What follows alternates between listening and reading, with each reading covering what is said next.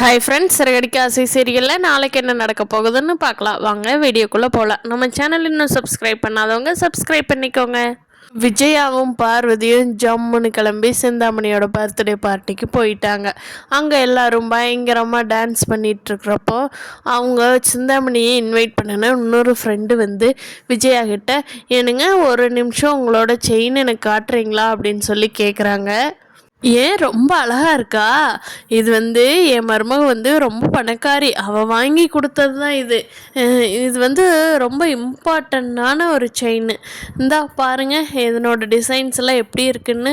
ரொம்ப old collection, unique கலெக்ஷனுங்க அப்படின்னு விஜயா சொல்லிட்டு இருக்காங்க. விஜயாவுக்கு மனசுக்கெல்லாம் இந்த செயின் ரொம்ப அழகாக இருக்குன்னு தான் அவங்க கேட்குறாங்க அப்படின்னு நினச்சிட்டு 5-6 பிட்டை சேர்த்து போட்டு விடுறாங்க. ஆனால் அந்த அம்மா, நான் ஒரு நாளுங்க ரோட்டில் நடந்து போயிட்டு இருந்தேன், ஒரு திருடன் என்னோட செயினை பிடுங்கிட்டு போயிட்டான். அந்த செயின் வந்து சேம் இதே டிசைன் தான் அப்படிங்கிறாங்க. அதுக்கு பார்வதி இருந்துட்டு, ஏங்க ஒரு டிசைன் மாதிரி எத்தனை பேர் வச்சுருப்பாங்க, சென்னையில் இதே வேறு யார்ட்டாவது போய் இந்த மாதிரி போட்டவங்கிட்ட இது என் செயின்னு ஒத்துக்குவாங்களா? என்னங்க நீங்கள் இந்த காலத்தில் இப்படி பேசிகிட்டு இருக்கிறீங்க அப்படிங்கிறாங்க. அதுக்கு அந்த அம்மா இருந்துட்டு, ஆனால் என்னோட செயின் அப்படி தாங்க, அது கரெக்டு தான். ஆனால் என்னோட செயினில் வந்து டாலரில் அடியில் வந்து என்னோட இன்ஷியலும் என் வீட்டுக்காரரோட இன்ஷியலும் சேர்த்து போட்டிருப்பேன். அதனால் இந்த டாலர் காட்டுங்க, எப்படி இருக்குன்னு பார்க்கலாம் அப்படிங்கிறாங்க.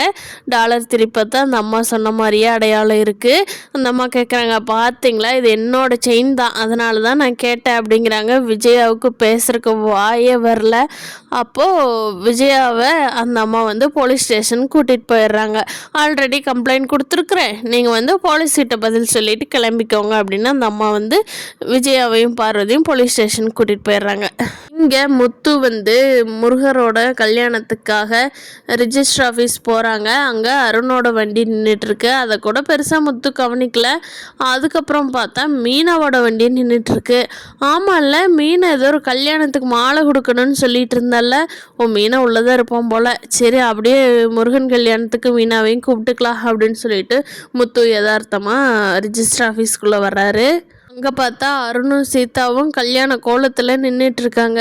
மீனா பக்கத்தில் நின்று சந்தோஷமாக சிரிச்சிட்டு நின்றுட்டுருக்காங்க. பார்த்த முத்துவுக்கு பயங்கர ஷாக் ஆயிடுச்சு. மீனா, நீ அது என்கிட்ட ஒரு வார்த்தை கூட சொல்லாமல் இப்படி ஒரு முடிவு எடுத்துட்டியே மீனா, சீதா விடு, நீ இப்படி பண்ணலாமா மீனா அப்படின்னு சொல்லி அவர் ஷாக் ஆகி எதுவுமே பேசாமல் கிளம்பி வீட்டுக்கு வந்துடுறாரு. பார்க்கலாம் ஃப்ரெண்ட்ஸ், நாளைக்கு முத்துவுக்கும் மீனாவுக்கும் அருண் சீதா கல்யாணத்தை வச்சு என்னென்ன பிரச்சனை, அதாவது எந்த அளவுக்கு உங்களுக்கு பிரச்சனை வரப்போகுது. போலீஸ் ஸ்டேஷனில் கண்டிப்பாக விஜயாவை வான் பண்ணி தான் விட்டாங்க. அந்த கோவத்தில் வந்து ரோஹிணியை கண்டிப்பாக வீட்டுட்டு வெளியே தான் அனுப்ப போகிறாங்க. இது எல்லாம் நாளைக்கு எபிசோடில் பார்க்கலாம் ஃப்ரெண்ட்ஸு. இந்த வீடியோ பிடிச்சிருந்தா லைக் பண்ணிக்கோங்க. நீங்கள் என்ன நினைக்கிறீங்கன்னு கீழே கமெண்ட் பண்ணுங்கள். தேங்க்யூ.